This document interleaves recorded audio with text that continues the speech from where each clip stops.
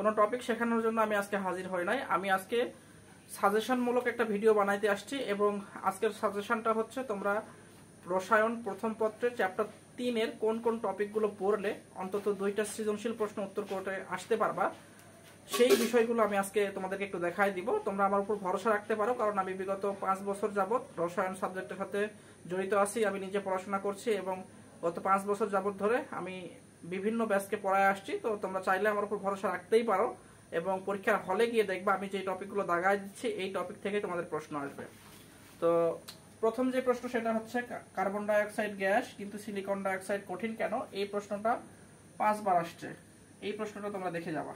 Second প্রশ্ন হচ্ছে CCl4 আর্দ্র বিশ্লেষিত হয় না কিন্তু SiCl4 আর্দ্র বিশ্লেষিত হয় কেন? এটা হচ্ছে টি অরবিটালের কাহিনী ছিল, একটু দেখো। এটা আসছে তোমার 3 বার। এই প্রশ্নটা 3 বার আসছে, ঠিক আছে?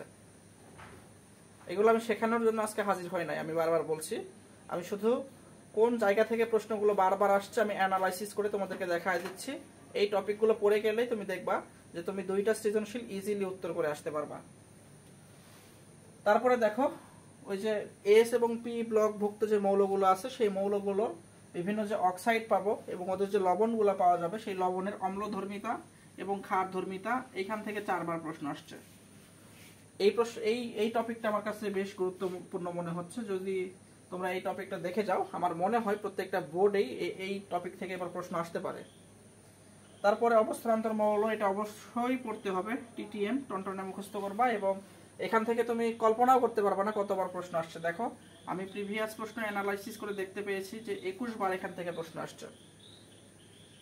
অবস্থানান্তর মৌলে যদি তুমি সবকিছু বাদ দিয়ে শুধু টু বি পয়েন্টে পড়তে চাও তাহলে তুমি রঙিন যৌগ এবং জটিল যৌগ, অবস্থানান্তর মৌলগুলো যে রঙিন যৌগ দেখায়, রঙিন যৌগ কিভাবে CFT থিওরির মাধ্যমে কালার শো করে এটা তোমরা একটু দেখবা।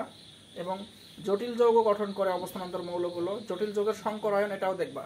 জটিল যৌগের সংকরায়নের চাইতে তোমার জটিল যৌগগুলো যে কালার শো করে অবস্থানান্তর মৌলগুলো জটিল যৌগ গঠনের মাধ্যমে কালার শো করে, এটা বেশি গুরুত্বপূর্ণ। অবস্থানান্তর মৌলগুলো জটিল যৌগ গঠন তৈরি করার মাধ্যমে যে কালার শো করে এই অংশটা গুরুত্বপূর্ণ। এরপরে তোমরা দেখবা হচ্ছে ইলেকট্রন আসক্তি। ইলেকট্রন আসক্তির যে ব্যতিক্রমটা আছে, ফ্লোরিন ক্লোরিন ব্রোমিন আয়োডিন হওয়ার কথা, কিন্তু ইলেকট্রন আসক্তি সবচেয়ে বেশি হচ্ছে ক্লোরিন, তারপরে ফ্লোরিন, ব্রোমিন, আয়োডিন, এই অংশটা দেখে যাবা। এবং বিভিন্ন গ্রুপ এবং পর্যায়ের মধ্যে গলনাঙ্ক স্ফুটনাঙ্কের ক্রম দেখে যাবা। বাম থেকে ডানে গেলে কেমন হয়, ওপর থেকে নিচে নামলে কেমন হয়, এখান থেকে 5 বার প্রশ্ন আসছে। চ্যাপ্টার 3-এর যদি সবচেয়ে গুরুত্বপূর্ণ কোনো অংশ থেকে থাকে সেটা হচ্ছে সংকরায়ন।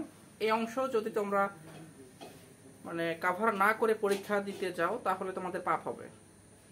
তাই নিজের পাপ মোচন করার জন্য হলেও তোমরা পরীক্ষার আগে সংকরায়ন এই টপিকটা ডিটেলসে পড়ে যাবা, কারণ এখান থেকে প্রশ্ন আসবেই এবং আমি দেখতে পাচ্ছি প্রশ্ন আসবে। তুমি লিখে নাও যে সংকরায়ন থেকে প্রশ্ন আসবে। এখন সংকরায়ন থেকে আমরা কি পড়বো? সংকরায়নের তো অনেক পড়াশোনা আছে।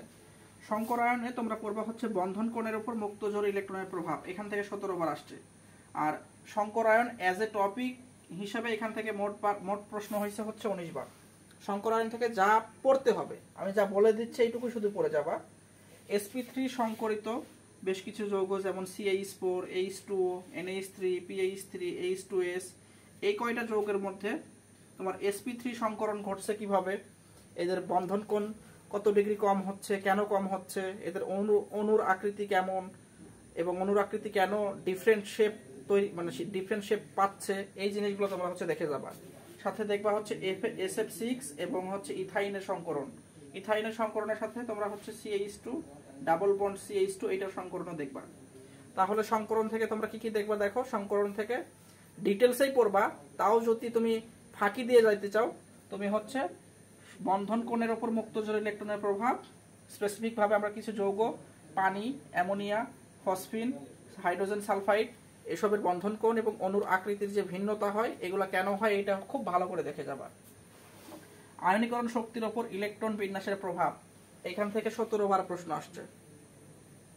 আয়নীকরণ শক্তির উপর ইলেকট্রন বিন্যাসের প্রভাব, এখান থেকে 17 বার প্রশ্ন আসছে। এটা কি ওই যে এরকম নাইট্রোজেনের চাইতে অক্সিজেনের আয়নীকরণ বিভব বেশি হওয়ার কথা ছিল, কিন্তু এটার উল্টা ঘটে, নাইট্রোজেনের বেশি হয়, অক্সিজেনের কম হয়। কেন? কারণ নাইট্রোজেনের ইলেকট্রনিক কনফিগারেশন হচ্ছে স্টেবল, অক্সিজেনের ইলেকট্রনিক কনফিগারেশন তুলনামূলকভাবে কম স্টেবল। এখান থেকে 17বার প্রশ্ন আসছে, এরকম রিলেভেন্ট প্রশ্নগুলো তোমরা দেখে যাবা। এবং সর্বশেষ টপিক হচ্ছে হাইড্রোজেন বন্ধন। এখান থেকে প্রশ্ন আসছে হলো 16বার। হাইড্রোজেন বন্ধন থেকে কি পড়বা?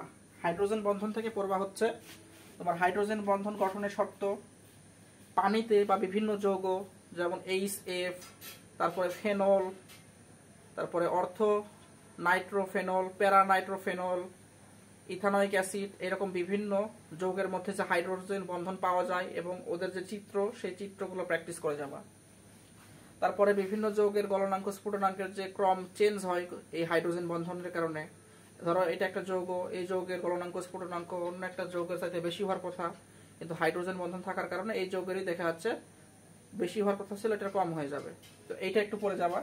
এবং সবচেয়ে গুরুত্বপূর্ণ একটা প্রশ্ন সেটা হচ্ছে, এটা বারবার আসে, H2O এটা হচ্ছে তরল, H2O হচ্ছে তরল, কিন্তু H2S এটা গ্যাস কেন? কারণ হচ্ছে H2O তে হচ্ছে হাইড্রোজেন বন্ধন আছে, H2S এটাতে হাইড্রোজেন বন্ধন নাই। এটা ভালো করে পড়ে যাবা এবং এটা চিত্র দাগানো শিখে যাবা।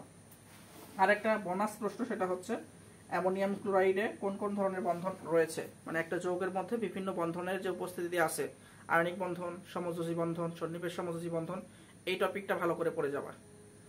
তো আমি যে টপিকগুলো দেখাই দিলাম, এই টপিকগুলো তুমি যদি আয়ত্ত করে যেতে পারো, আমি বিশ্বাস করি যে তুমি 2টা সৃজনশীল শিওরলি লিখে আসতে পারবা। তো আর কথা না বাড়াই, দেখা হবে পরবর্তী কোনো একটা লেকচারে। ভালো থাকবা, সুস্থ থাকবা, আল্লাহ হাফেজ।